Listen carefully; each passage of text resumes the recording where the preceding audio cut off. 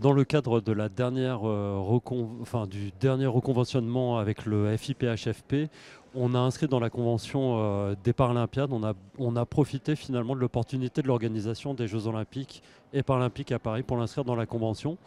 Et du coup, en 2024, on a organisé une immense action de sensibilisation par le biais du sport, parce qu'on est convaincu que le sport est un formidable vecteur de communication qui permet d'évoquer des thématiques comme handicap et performance, la cohésion d'équipe, etc.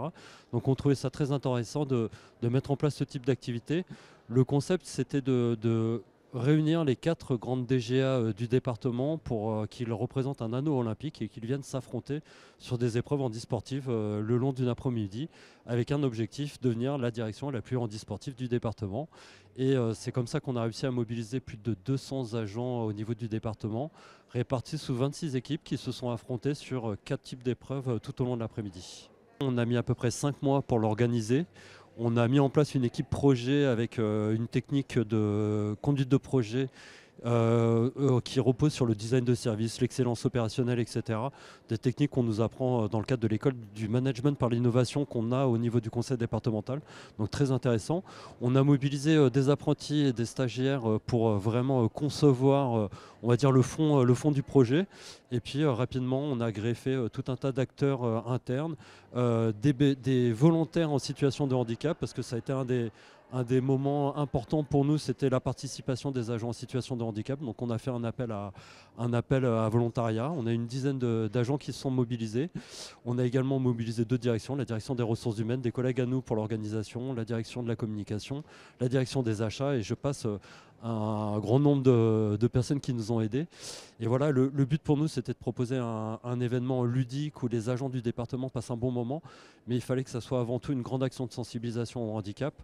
Et il y a bien sûr les 200 agents qu'on a mobilisés le jour J, mais il y a également en fait toutes les personnes qu'on a réussi à mobiliser pendant ces 5-6 mois de préparation du projet, où on a pu vraiment délivrer des messages sur la sensibilisation à la prise en compte du handicap dans le quotidien professionnel, ce qui est vraiment important pour nous. Dans la conduite du projet, on a mis en place tout un certain nombre d'indicateurs qualitatifs et quantitatifs. Et un des gros indicateurs qu'on voulait, c'était l'indicateur quali, en interrogeant du coup les agents du département qui avaient participé. On a eu des retours extrêmement positifs. Et voilà, on a vraiment eu des très bonnes notations.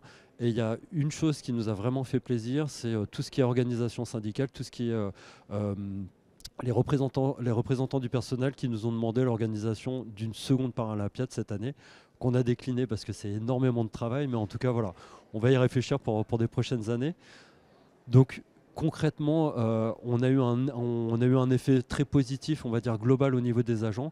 Et il y a autre chose qui était aussi très important pour nous en termes d'objectifs et d'enjeux dans l'organisation de ce projet, c'était la mobilisation des managers qui sont on va dire, la clé de la prise en compte du handicap dans le quotidien professionnel des agents.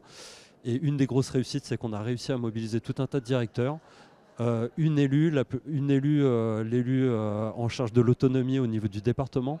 On a réussi à mobiliser plusieurs DGA. Donc rien que l'impact au niveau du management et même du top management est très bénéfique et très positif pour la suite de la politique handicap menée au département du département.